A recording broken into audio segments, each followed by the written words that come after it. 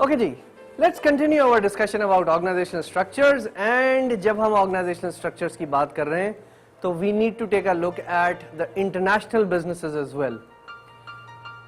International business, जैसे कि हम सब एक टर्म से वाकिफ हैं जिसको हम कहते हैं मल्टीनेशनल ऑर्गेनाइजेशंस।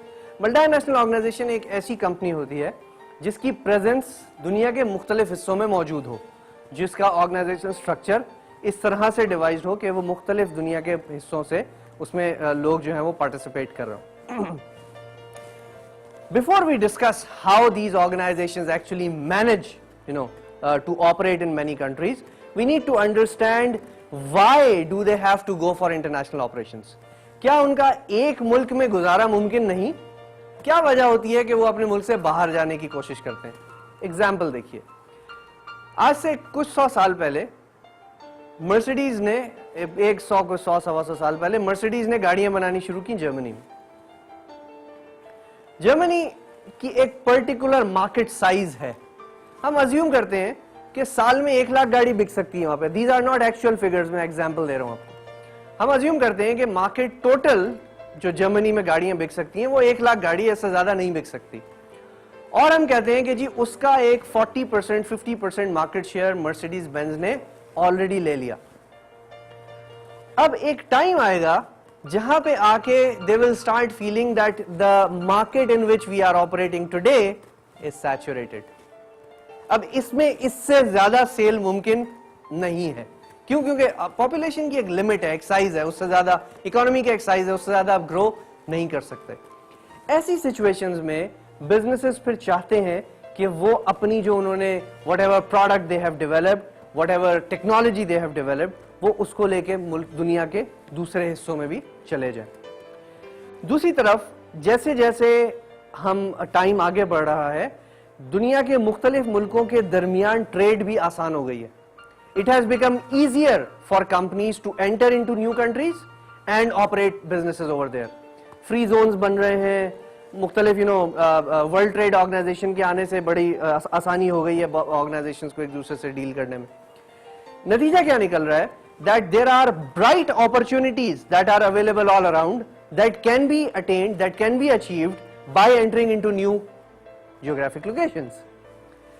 आज से 30 साल पहले, आप शायद बहुत छोटे होंगे, मैं भी छोटा ही था, ज्यादा बड़ा नहीं था, उस वक्त हमारे जो फास्ट फूड प्लेयर्स थे, मिस्टर बर्गर एक नाम है हमारे यहाँ, मिस्टर बर्गर ने उस वक्त कहीं ख्वाब में भी नहीं देखा होगा that after a few years they will be competing with international giants like KFC and McDonald's.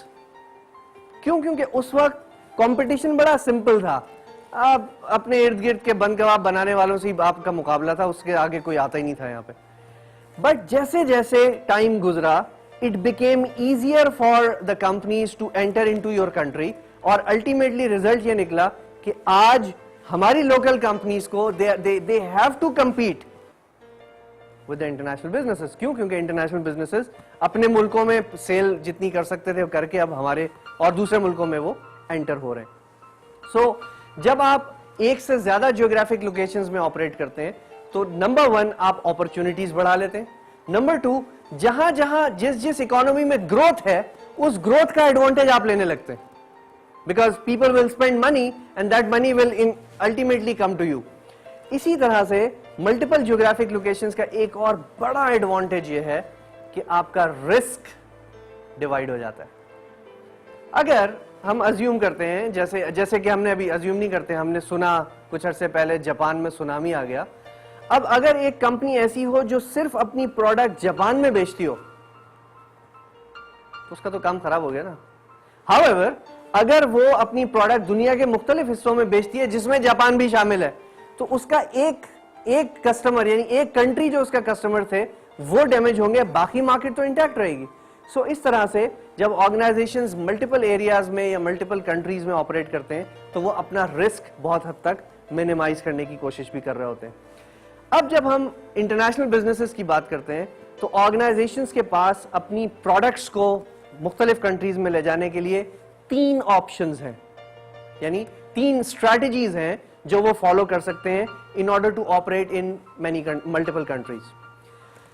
एक अप्रोच को हम कहते हैं मल्टी डोमेस्टिक अप्रोच।